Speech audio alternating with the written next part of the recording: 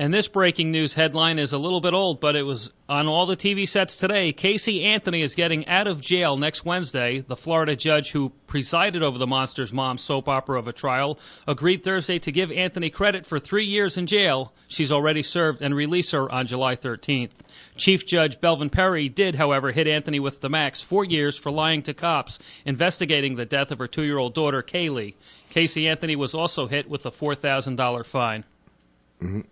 Jury number 2 or 3 said, I don't know if you heard this earlier today, it's not that we found her innocent, we found her not guilty.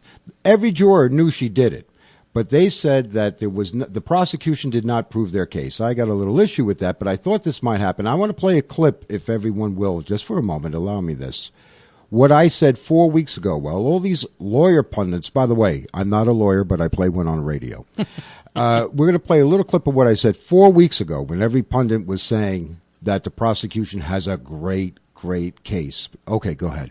We all know she's guilty. Her defense is absolutely ridiculous. However, it's a circumstantial court case. And as evil as this woman is, she stands a very good chance, probably more than 50%, that they are not going to convict her. I think if it's circumstantial, she's not going to get convicted. I really don't. And that is what I said 4 weeks ago. I had a feeling about this. Circumstantial cases, there was no evidence that said her fingerprint was on the duct tape, or there was a huge blood stain that was DNA that was the child in the trunk of the car. There was nothing that tied her directly, so the jury says. I feel there was more than enough circumstantial evidence to convict this woman. The lying about working at Universal Studios, the Zanny the Nanny lie, the writing the bad checks, the chloroform search on the computer, the partying for 30 days, although, Matt, you've been known to party for 31 days, the lying to police, making them search for nothing. Any normal person could see this woman was guilty, hiding something, but there was no, as I said, no fingerprints on the duct tape or something to pinpoint her to it, again, as the jury said. There was no motive established, they said, although I think that the motive is she just wanted to be free raising a child. But the computer was logged in with her name. That was another thing when she was doing chloroform things there, searches. So now she's going to be a millionaire, multimillionaire, $3 million. They will make her pay for the investigation, I'm sure. But that's probably going to be less than $200,000. Why is it that every summer there's like this reality TV court case, and why did this one get so much exposure? Well, I don't know. I think we do it with celebrities and pretty women. And there, again, this woman who didn't have a job is going to be $3 million to her credit, and they say crime doesn't pay. And if you'd like to talk about the Casey Anthony trial, give us a call, 609-447-0236. That number again is 609-447-0236. And here's a strange story.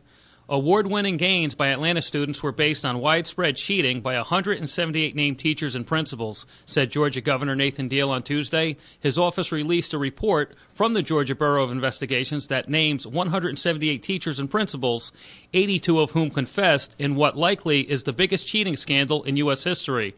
This appears to be the largest of dozens of major cheating scandals unearthed across the country.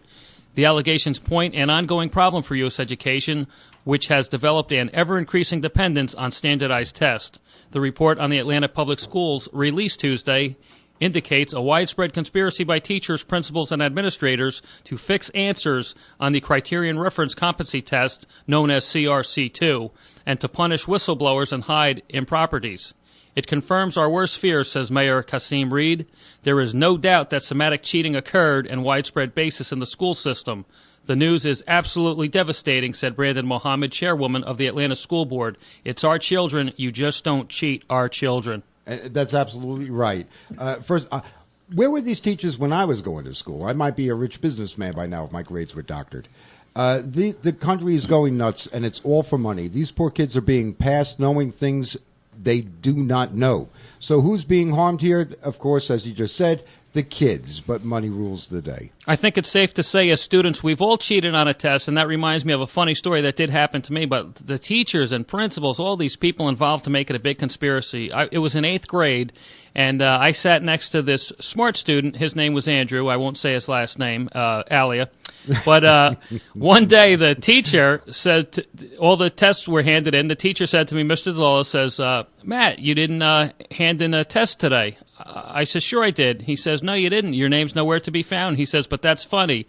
Andrew turned in 2 papers. I copied it so bad I wrote his name across the top of the page. Oh. And I think I did get a 96. No, I have to tell you, truthfully, I never cheated. But that's because I never went to class. You also never inhaled.